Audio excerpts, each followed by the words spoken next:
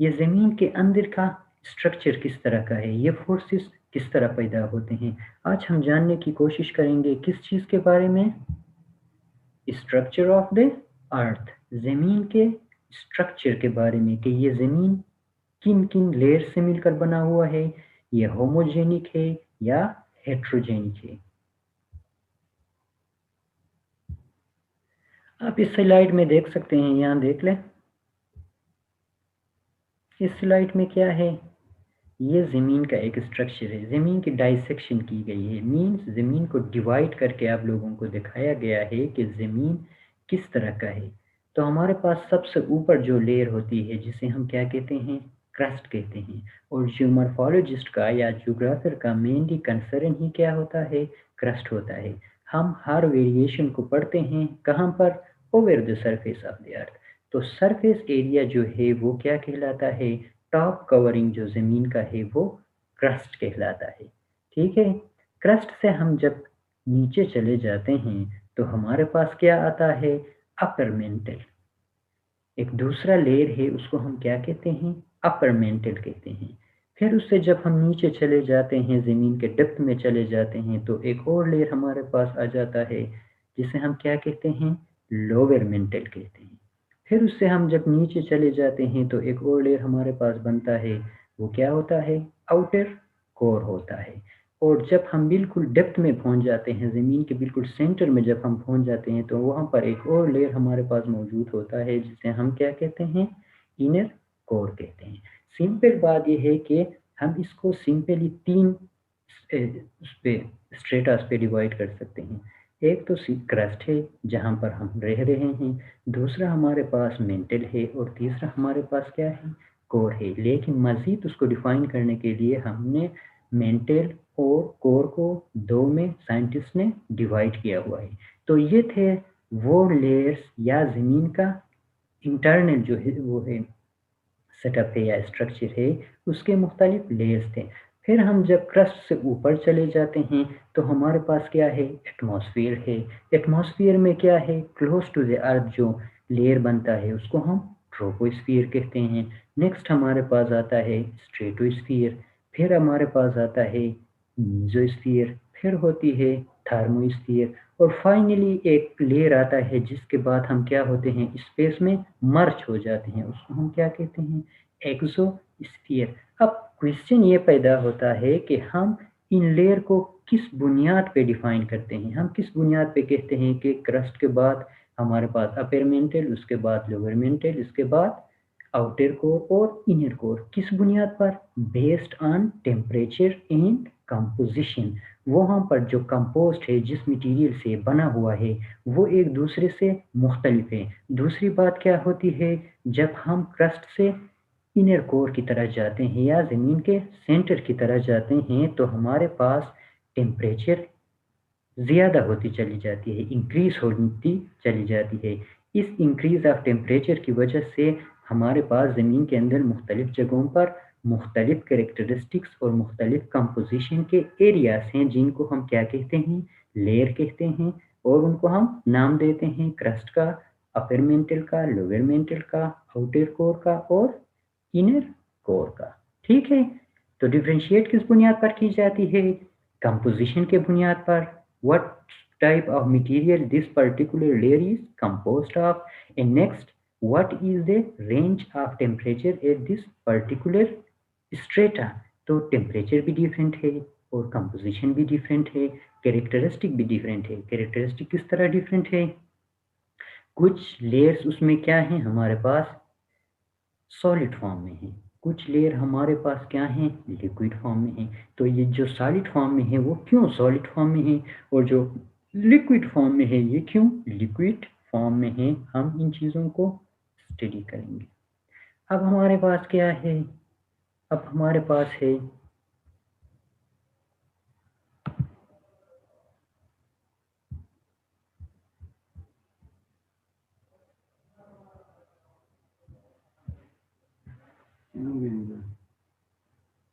Hmm,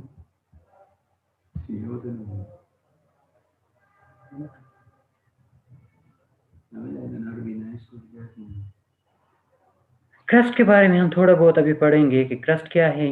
the crust is the outer most layer of the planet. आप ऐसा करें, जब मैं स्लाइड शेयर कर लूँ तो आप पहले ये पढ़ ले, फिर मैं बीच में जो इंपॉर्टेंट चीज़ें हैं वो मैं आपके साथ शेयर कर लेता हूँ। मैं थोड़ा टाइम दे देता हूँ, आप इसको पढ़ ले जो आपके स्क्रीन में आ रहा है।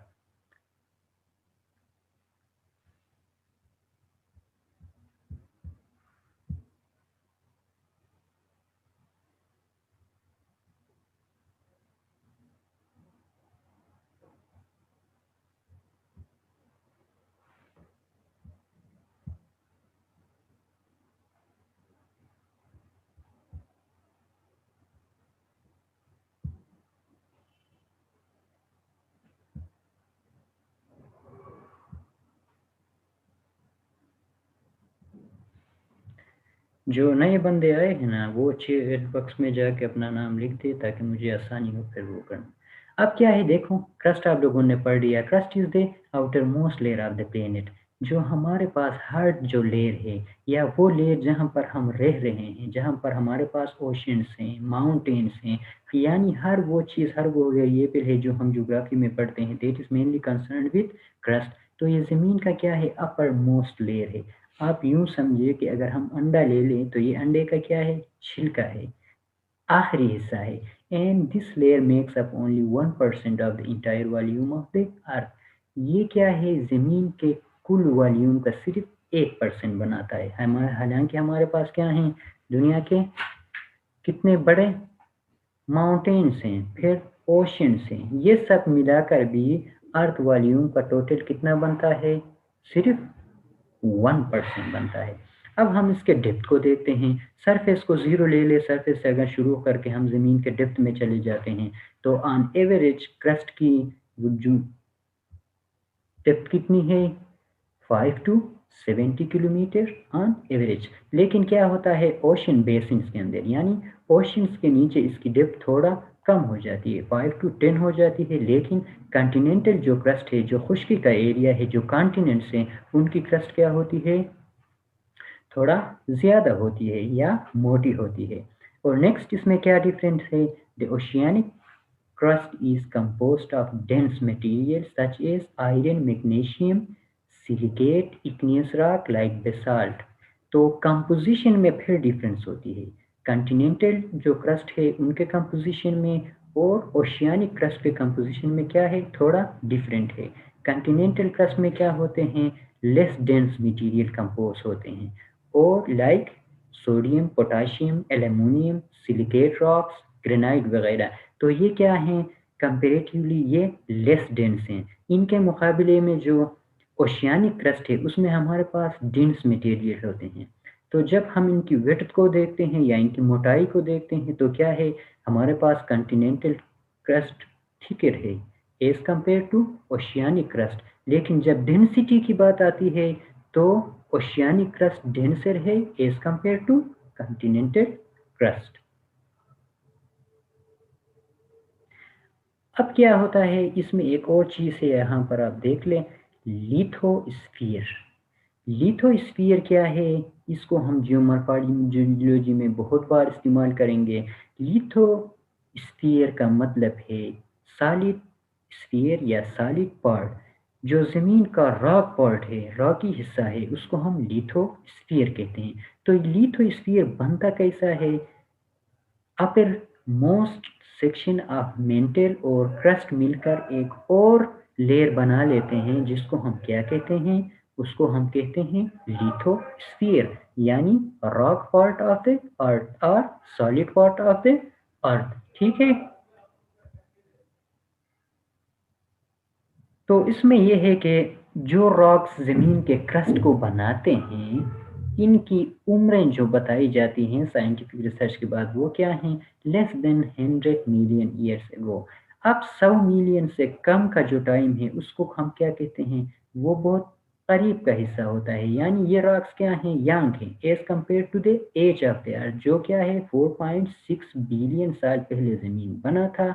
और अब जो रॉक्स हमारे पास अर्थ क्रस्ट के ऊपर हैं, चाहे वो इग्नियस हैं या वो सेडिमेंटरी हैं, मेटामॉर्फिक रॉक्स हैं, जो भी हैं, इनकी उम्रें क्या हैं, less than 100 million year ago. तो इसका मतलब ये है कि 100 मिलियन ईयर पहले क्या हुआ था, हमारे पास ये रॉक बने थे, और जो ज़मीन जो बना था वो कब बना था, 4.6 बिलियन ईयर एगो। ठीक है, तो ये ट्रस्ट ज़रूरी किस लिए है, ये ज़रूरी इस वजह से है क्योंकि all the phenomenons, all the actions, all other things they which are directly related to humans, they are occurring over the crust। तो क्रस्ट क्या है, क्रस्ट के ऊपर हम रह रहे हैं, इस वजह से ये क्या है, हमारे लिए ज़्यादा अहमियत का हामिल है। नेक्स्ट आप देख ले मेंटल है, ये क्या है, मेंटल। मेंटल को फिर हम दो हिस्सों में डिवाइड कर देते हैं, किसमें, अपर मेंटल में और लोअर मेंटल में। मेंटल क्या है, आप इसको देख लें, खुद से पढ़ लें।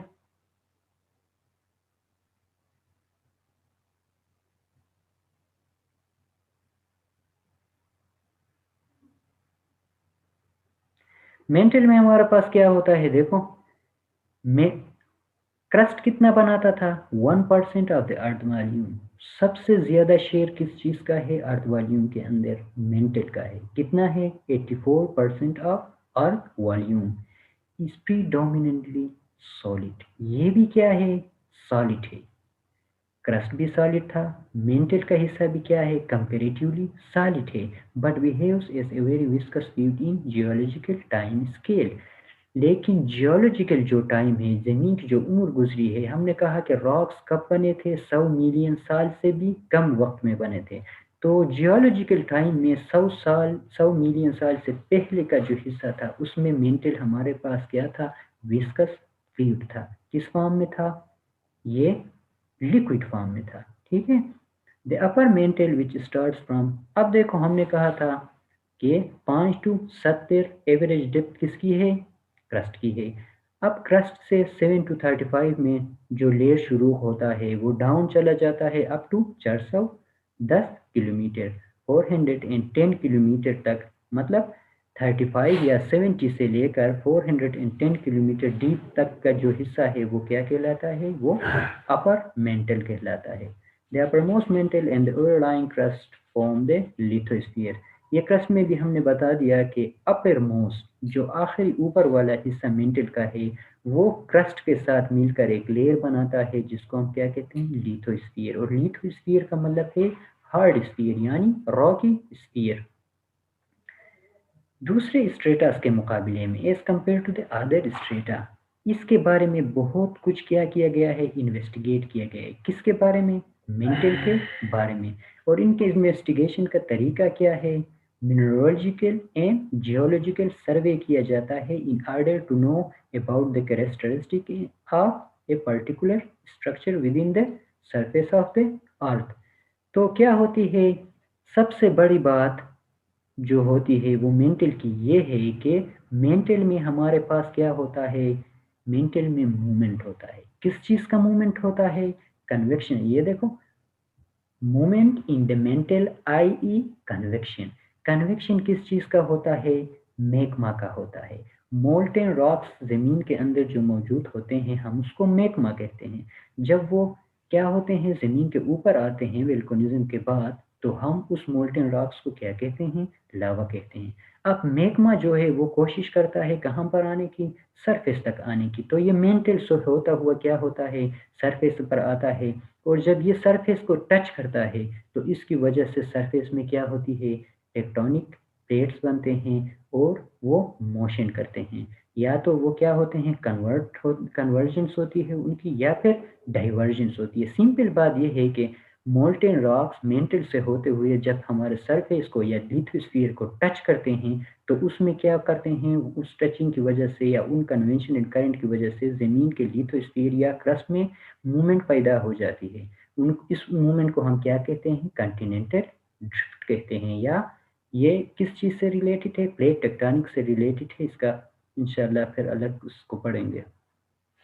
अब ये कॉन्टिनेंटल ड्रिफ्ट या जो मूवमेंट होती है लिथोस्फीयर के ऊपर, किस वजह से, कन्वेक्शन ऑफ मैग्मा की वजह से। उसकी वजह से हमारे पास क्या बनते हैं, हमारे पास बन होते हैं अर्थक्वेक्स।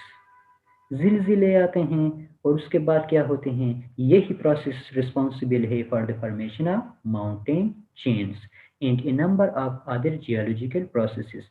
देखो उसको अब हम आगे जाके पढ़ेंगे कि ये इन प्लेट्स की मूवमेंट किस तरह होती है, ये कहाँ-कहाँ पर कन्वर्ज होते हैं और ये कहाँ-कहाँ पर डाइवर्स होते हैं। जहाँ पर ये डाइवर्स होते हैं, वहाँ पर ये किस तरह के लैंडफॉर्म्स बनाते हैं। जहाँ पर ये एक साथ मिलते हैं, सबडक्शन होती है या अबडक्शन होती है, वहाँ पर हमारे पास किस तरह के लैंडफॉर्म्स बनते हैं।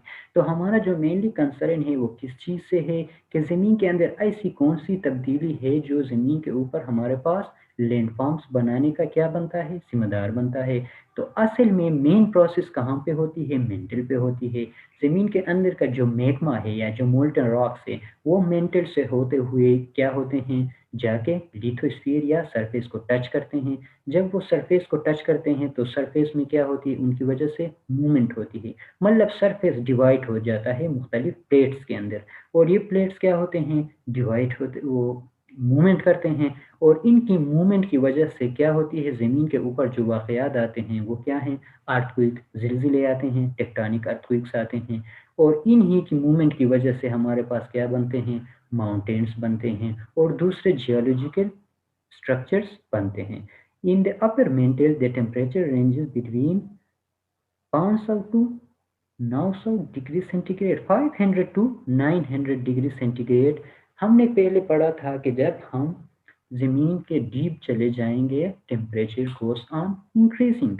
देखो हम अभी मेंटल में हैं, मेंटल में ज़मीन का क्या है, 410 किलोमीटर जब हम ज़मीन के डेप्थ में चले जाते हैं तो टेम्परेचर कितनी बढ़ जाती है, 500 to 900 degree centigrade.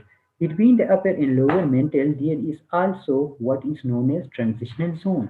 Upper mantle और लोअर मेंटल हम उसको डिवाइड किस तरह करते हैं, क्योंकि इनके करेक्टरिस्टिक में एक फ़र्क आता है। अब यहाँ पर एकदम से क्या होती है, कंपोजिशन चेंज हो जाती है, यहाँ पर टेम्परेचर चेंज हो जाती है। मतलब इन दोनों के दरमियान क्या होता है, एक बाउंड्री डेवलप होता है, उसको हम क्या कहते हैं, ट्रांजिशनल ज़ोन कहते हैं। और इस ट्रांजिशनल ज़ोन में क्या होता है, ना अपर मेंटल के खसूसियात होते हैं, ना लोअर मेंटल के खसूसियात होते हैं। ये क्या होता है, एक अलग लेयर होता है और इस लेयर की एवरेज जो मोटाई है या डेप्थ है वो क्या है, 410 किलोमीटर से शुरू होता है 660 किलोमीटर या 250 टू 410 माइल्स तक।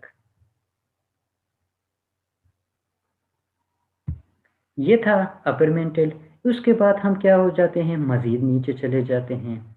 कहाँ जाते हैं, 660 से हम फिर नीचे चले जाते हैं 2891 या यूँ समझो कि 2900 डेप्थ तक हम चले जाते हैं। तो इसमें एक और लेयर है जिसके प्रॉपर्टीज़ क्या हैं, डिफरेंट हैं दूसरे लेयर से, उसको हम क्या कहते हैं, लोअर मेंटल कहते हैं। अपर मेंटल का क्या था, वो कंपैरेटिवली हार्ड हिस्सा था। क्यों? क्योंकि उसके ऊपर इतनी प्रेशर नहीं थी, सरफेस सिर्फ 1% ऑफ द वॉल्यूम था जो उसके ऊपर था, उस वजह से उसके ऊपर इतना प्रेशर नहीं आ रहा था। दूसरा क्या था, इन लेयर्स के मुकाबले में अपर मेंटल में हमारे पास टेम्परेचर भी कम थी। इस वजह से कंपैरेटिवली अपर जो मेंटल था वो क्या था, सॉलिड फॉर्म में था। अब बीच में ट्रांजिशनल ज़ोन आ गया, ट्रांजिशनल ज़ोन 660 किलोमीटर तक चला गया 410 किलोमीटर से।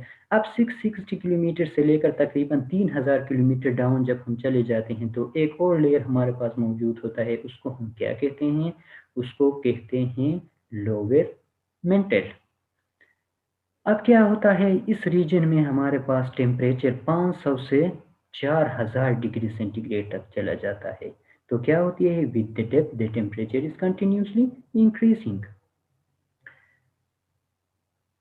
However, due to enormous pressure exerted on mantle, viscosity and melting are very limited compared to the upper mantle.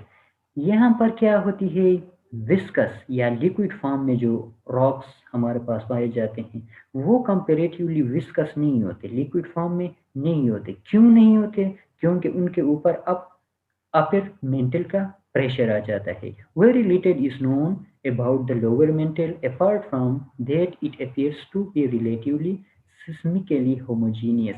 सिस्मिकली homogeneous का मतलब ये है कि जो सिस्मिक वेव्स हैं, ज़िलज़िले के जो वेव्स हैं, प्राइमरी हैं, सेकेंडरी हैं या टर्शियरी वेव्स हैं, वो क्या करते हैं, इस एक हिसाब से इनके ऊपर एक्ट करते हैं। इसी वजह से ये कहा जाता है कि लोअर मेंटल का जो कंपोजिशन है वो हर जगह क्या है, सेम है। सिंपल मतलब होमोजीनियस है, एक किस्म के मटेरियल और एक किस्म का क्या है, इनका कैरेक्टरिस्टिक है। और इस लेयर के बारे में क्या होते हैं, साइंटिस्ट बहुत कम जानते हैं। इसके बारे में इंफॉर्मेशन हमारे पास क्या है, बहुत कम है।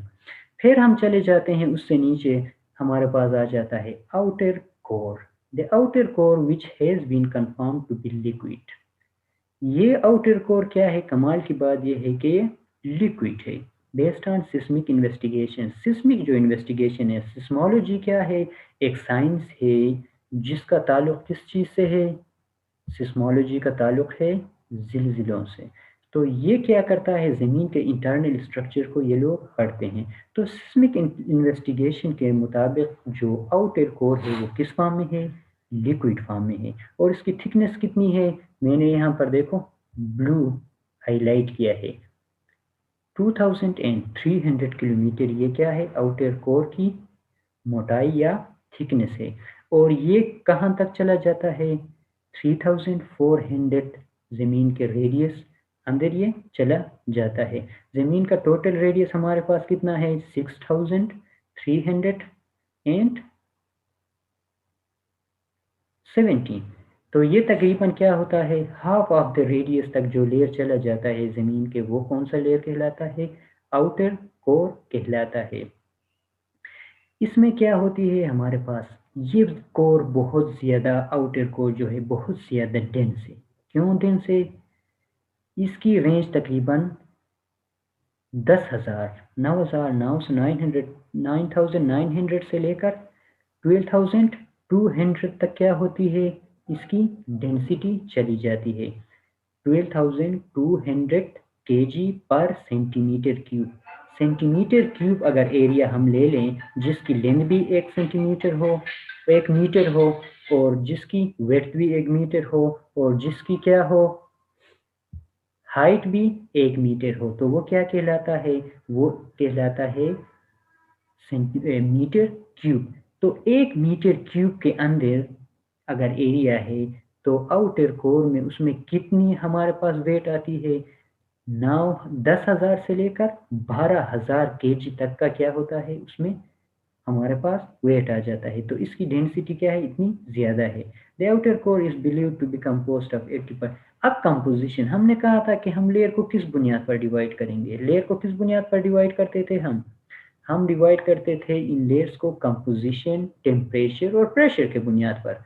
तो हमने हर लेयर के ऊपर ये पढ़ा कि इसका टेम्परेचर कितना है। अब कंपोजिशन में क्या होता है, आउटर कोर की कंपोजिशन, ये 80% इसमें आयरन होता है, और इसके साथ निकल भी होते हैं, और दूसरे लाइटर एलिमेंट्स होते हैं। डेंसर एलिमेंट्स यूरेनियम हो गया, या जो दूसरे हो गए जो डेंसर जो हमारे पास एलिमेंट्स हैं, वो क्या होते हैं, ज़्यादातर क्रस्ट में पाए जाते हैं। तो आउटर कोर और इनर कोर में हमारे पास क्या होते हैं, लाइटर एलिमेंट्स होते हैं। The outer core is not under enough pressure to be solid. अब देखो, आउटर कोर के ऊपर किस चीज़ का प्रेशर है, अपर मेंटल का प्रेशर है, लोअर मेंटल का प्रेशर है, और क्रस्ट का प्रेशर है। लेकिन फिर भी यहाँ पर टेम्परेचर इतनी ज़्यादा है कि क्या होता है, ये प्रेशर कम पड़ता है उसको सॉलिड रखने के लिए। इसकी वजह से ये क्या होता है, लिक्विड फॉर्म में होता है।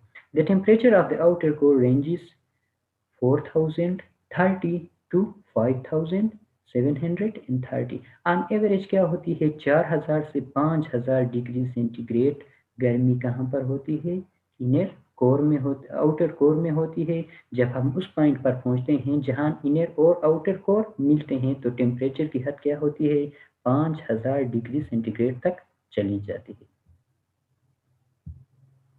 और उसके बाद आखिरी लेयर जो ज़मीन का है, इंटरनल लेयर, वो हमारे पास क्या होता है, इनर कोर। ये ज़मीन के सीधा क्या होता है, सेंटर में हमारे पास एक स्ट्रेटा बनता है, उसको हम क्या कहते हैं, उसको हम कहते हैं inner core. The inner core is primary compost of iron and निकल। देखो कि ये क्या है, ये लाइटर एलिमेंट्स हैं। आउटर कोर की तरह कंपोजिशन इनका भी तकरीबन सेम होता है, इसमें भी आयरन होते हैं, निकल होते हैं, उसके साथ दूसरे लाइटर मटेरियल्स हमारे पास क्या होते हैं, इनर कोर में मौजूद होते हैं। अब यहाँ देखो, यहाँ पर डेंसिटी कितनी होती है, 12,600, 12,600 से लेकर 13,000 kg पर मीटर क्यूब यहाँ पर हमारे पास क्या होती है, यहाँ पर डेंसिटी होती है। इस लेयर की सबसे बड़े मज़े की बात यह है कि यहाँ पर टेम्परेचर क्या होती है, 5,400 से भी ऊपर चली जाती है। मतलब ये सबसे हॉटेस्ट क्या है, रीजन है विद इन द अर्थ। ज़मीन के जो अंदर हम जब चले जाते हैं तो सबसे गर्म तरीन जो पार्ट है वो क्या है, इनर कोर है, जिसमें टेम्परेचर 5,000 से लेकर 10,000 या 9,800 डिग्री फ़ारेनहाइट तक क्या होती है, चली जाती है, या 5,400 डिग्री सेंटीग्रेड तक चली जाती है। और इसका वो क्या है, अब देखो टेम्परेचर भी इतनी ज़्यादा है और डेंसिटी भी है, उसके साथ क्या है, एक और चीज़ यहाँ पर है, प्रेशर। अब देखो सारा प्रेशर अब इनर कोर के ऊपर आ रहा है।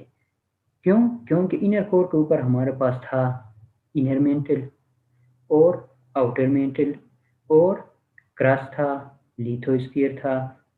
ये सारे अब जितने भी लेयर्स इसके ऊपर मौजूद हैं, ये सारे लेयर्स प्रेशर एक्सर्ट करते हैं किस चीज़ के ऊपर, इनर कोर के ऊपर। और यहाँ पर अगर हम उसको न वो कर ले प्रेशर को, तो उसका क्या है, पास्कल उसकी एक यूनिट है।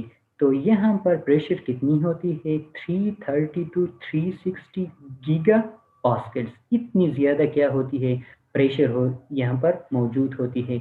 और इस प्रेशर की वजह से इतनी गर्मी में भी ये कोर किस फॉर्म में है, सॉलिड फॉर्म में।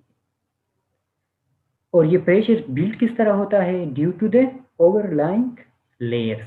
इसके ऊपर जो लेयर मौजूद होते हैं वो उसको क्या करते हैं, उसके ऊपर प्रेशर एक्सर्ट करते हैं। इस प्रेशर की वजह से इतनी गर्मी में भी ये कोर किस फॉर्म में हमारे पास होता है, ये सॉलिड फॉर्म में होता है।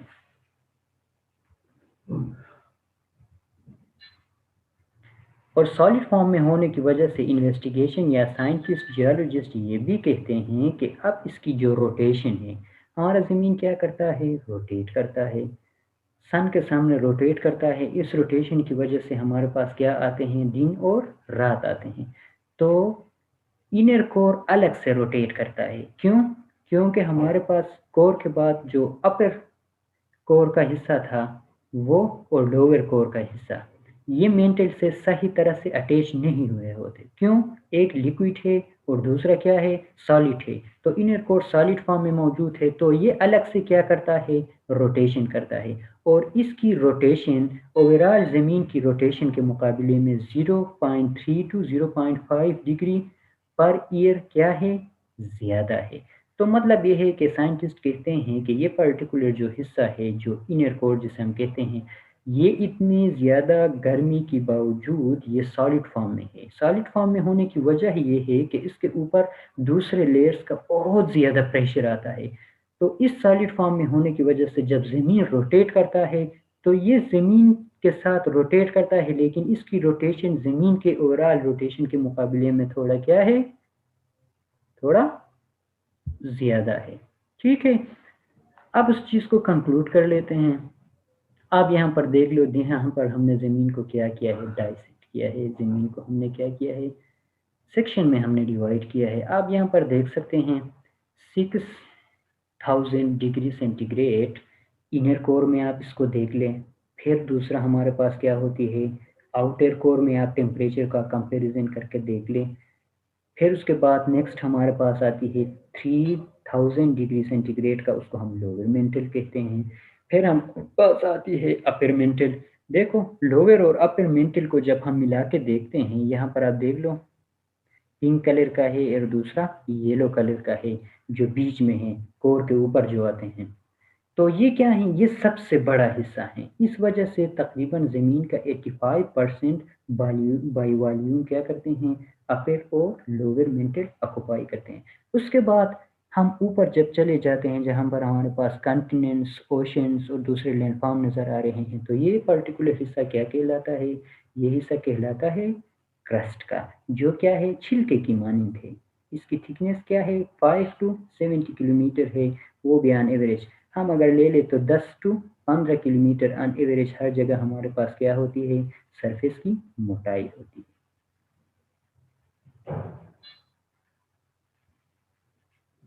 यहाँ पर वहाँ पर हमने क्या देखा, अब ज़रा पीछे आ जाए, तो यहाँ पर एक्चुअली कंपैरिजन किस चीज़ का है, कंपैरिजन है टेम्परेचर का। अब अगर आप देख लें क्रस्ट में हमारे पास 0 डिग्री टेम्परेचर है, क्रस्ट से जब हम नीचे चले जाते हैं अपर मेंटल में तो हमारे पास क्या होती है, टेम्परेचर चेंजेस या increases up to 2000 degree centigrade.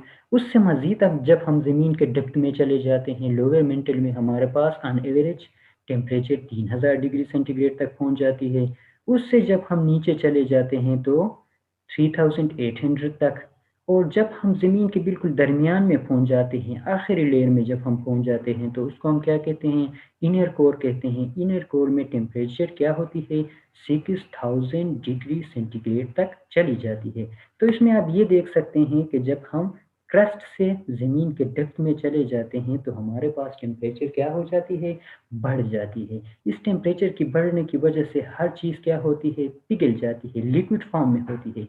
और इस लिक्विड फॉर्म और टेम्परेचर की वजह से अब ये जो मोल्टेन मटेरियल है जिसको हम मैग्मा कहते हैं, ये कोशिश करता है कि ये किसी न किसी तरह बाहर रिलीज कर दें। तो ये मोल्टेन मटेरियल जब ऊपर आने की कोशिश करता है, किससे होता हुआ, मेंटल से होता हुआ, जब ये क्रस्ट को और लिथोस्फीयर को टच करता है तो लिथोस्फीयर और क्रस्ट में हमारे पास मूवमेंट्स पैदा होते हैं। कौन से मूवमेंट्स पैदा होते हैं, टेक्टोनिक मूवमेंट्स। यानी कि अगर हम क्रस्ट को देख लें तो क्रस्ट क्या है, एक रेगुलर स्ट्रेटा नहीं है, बल्कि ये क्या है, बीच में डिवाइड हुआ है 7 मुख्तलिफ प्लेट्स के अंदर। इन प्लेट्स को हम क्या कहते हैं, उन प्लेट्स को हम कहते हैं टेक्टोनिक प्लेट्स। और ये टेक्टोनिक प्लेट्स मूवमेंट करते रहते हैं।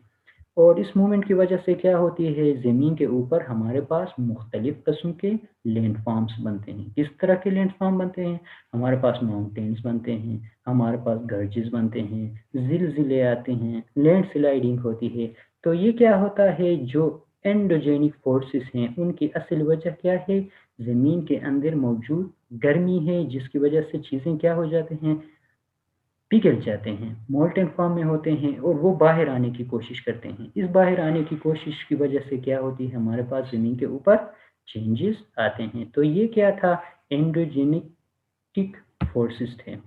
अब इसको टेम्परेचर के बाद हम क्या कंपेयर करते हैं, हम कंपेयर करते हैं इसके थिकनेस को। देखो यहाँ पर राइट साइड लेफ्ट साइड में आपको जो नज़र आ रहा है ये क्या है, ओशन प्लेट है।